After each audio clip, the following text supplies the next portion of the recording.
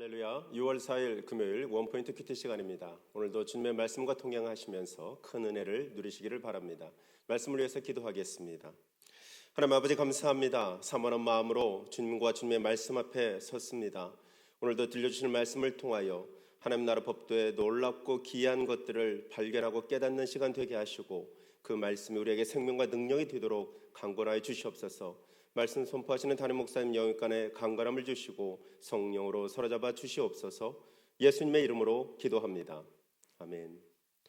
오늘 하나님께서 주시는 말씀은 골로새서 3장 1절에서 4장 1절까지의 말씀입니다. 신약성경 327면에 있습니다.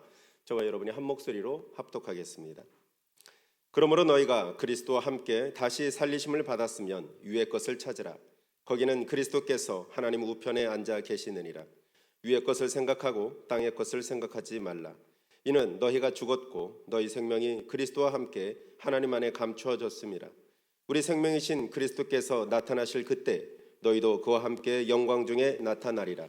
그러므로 땅에 있는 지체를 죽이라. 곧 음란과 부정과 사욕과 악한 정욕과 탐심이니 탐심은 우상 숭배니라. 이것들로 말미암아 하나님의 진노가 임하느니라.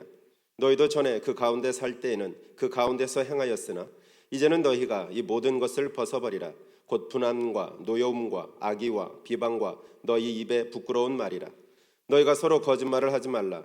옛사람과 그 행위를 벗어버리고 새 사람을 입었으니 이는 자기를 창조하신 이의 형상을 따라 지식에까지 새롭게 하심을 입은 자니라. 거기에는 헬라인이나 유대인이나 할레파나 무헬레파나 야만인이나 스구디아인이나 종이나 자유인이 차별이 있을 수 없나니 오직 그리스도는 만유시요 만유 안에 계시니라. 그러므로 너희는 하나님이 택하사 거룩하고 사랑받는 자처럼 긍휼과 자비와 겸손과 온유와 오래 참음을 옷 입고 누가 누구에게 불만이 있거든 서로 용납하여 피차 용서하되 주께서 너희를 용서하신 것 같이 너희도 그리하고 이 모든 것 위에 사랑을 더하라.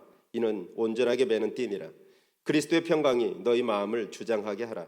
너희는 평강을 위하여 한 몸으로 부르심을 받았나니 너희는 또한 감사하는 자가 되라. 그리스도의 말씀이 너희 속에 풍성히 거하여 모든 지혜로 피차 가르치며 권면하고 시와 찬송과 신령한 노래를 부르며 감사하는 마음으로 하나님을 찬양하고 또 무엇을 하든지 말에나 일에나 다 주 예수의 이름으로 하고 그를 힘입어 하나님 아버지께 감사하라. 아내들아 남편에게 복종하라. 이는 주 안에서 마땅하니라. 남편들아 아내를 사랑하며 괴롭게 하지 말라. 자녀들아 모든 일에 부모에게 순종하라. 이는 주 안에서 기쁘게 하는 것이니라. 아비들아 너희 자녀를 노엽게 하지 말지니 낙심할까 함이라. 종들아 모든 일에 육신의 상전들에게 순종하되 사람을 기쁘게 하는 자와 같이 눈가림만 하지 말고 오직 주를 두려워하여 성실한 마음으로 하라. 무슨 일을 하든지 마음을 다하여 주께 하듯 하고 사람에게 하듯 하지 말라.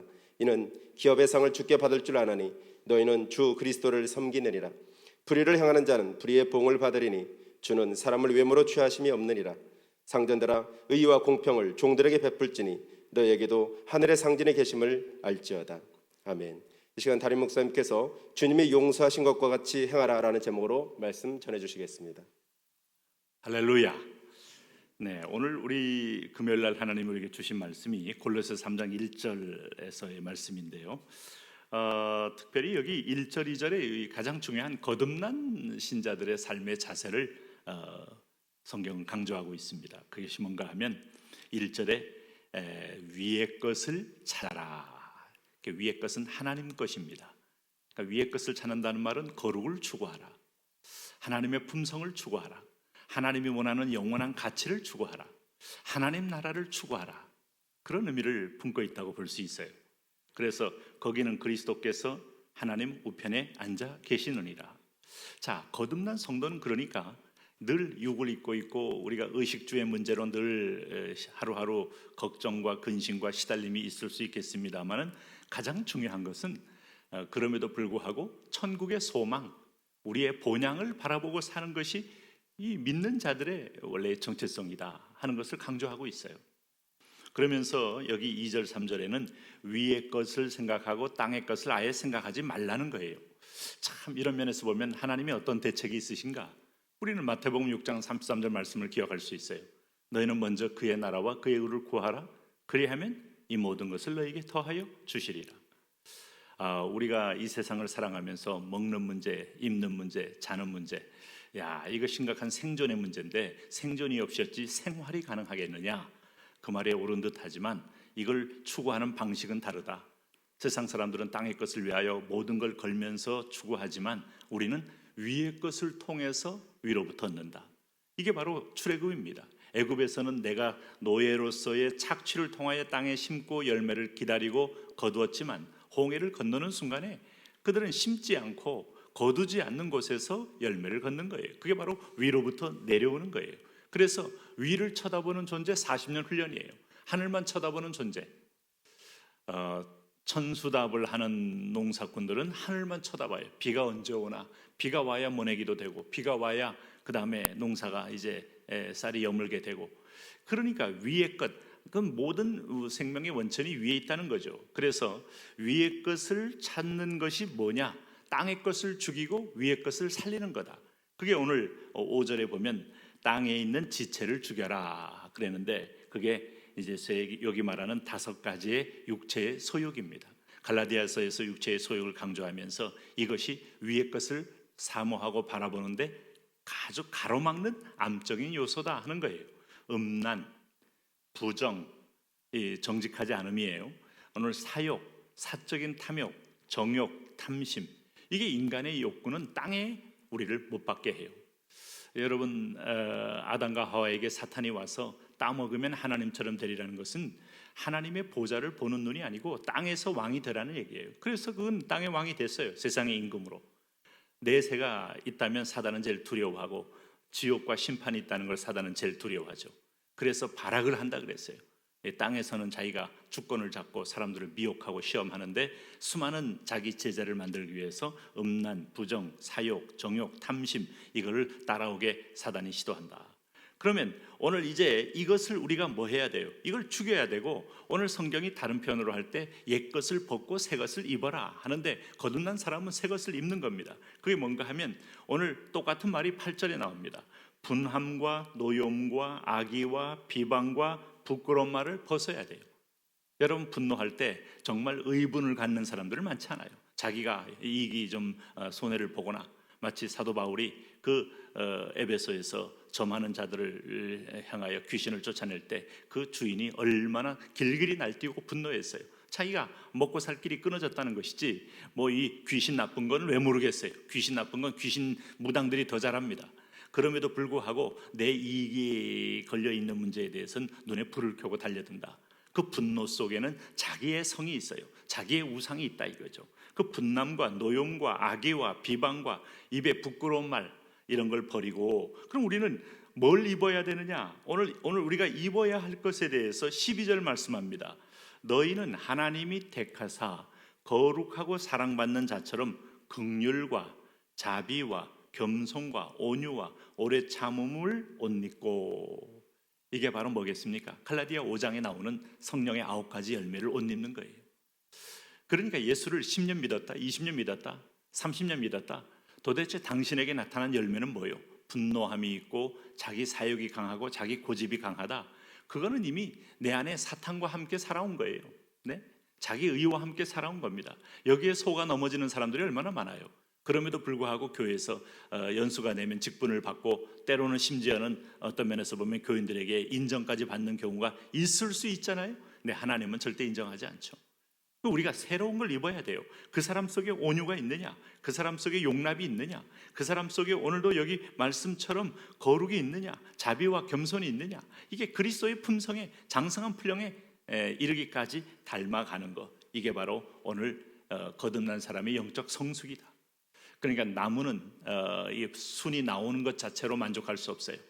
여기서 자라야 되고 열매를 맺기까지 농사는 알파와 오메가가 결정됩니다. 열매 없는 나무, 열매 없는 곡식, 열매 없는 모든 것들 무슨 의미가 있느냐 이 말이죠.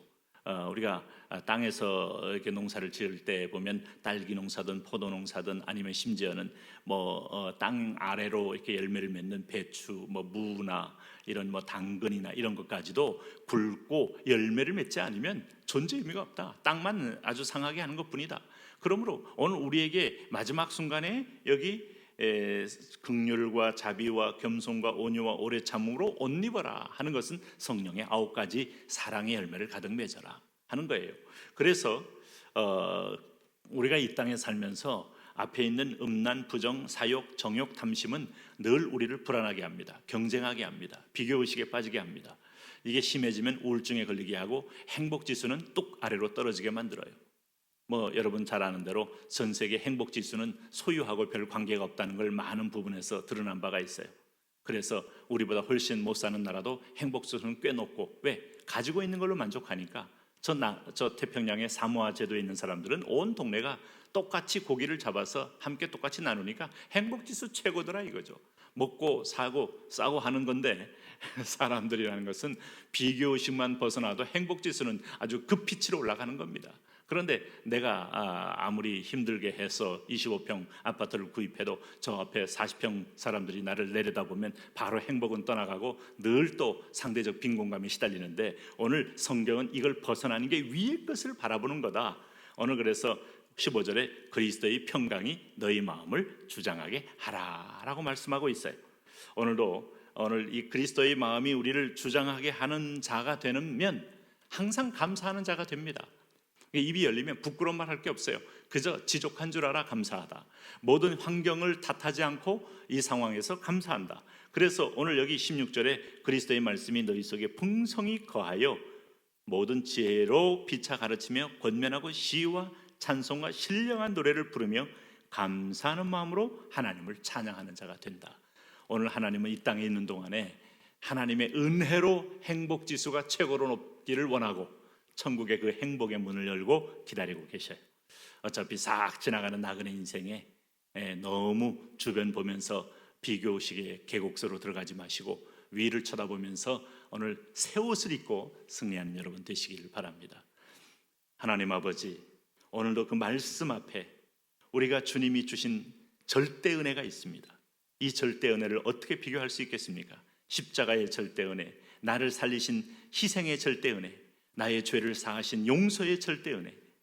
하나님, 우리는 모든 것을 얻은 자이오니 하나님만을 바라보며 자유할 수 있도록 축복하여 주옵시고, 그리고 하나님이 약속한 대로 그의 나라와 의를 구할 때 이 모든 걸 더하시는 하나님의 은총의 주인공 되게 하여 주옵소서. 예수님 이름으로 기도합니다.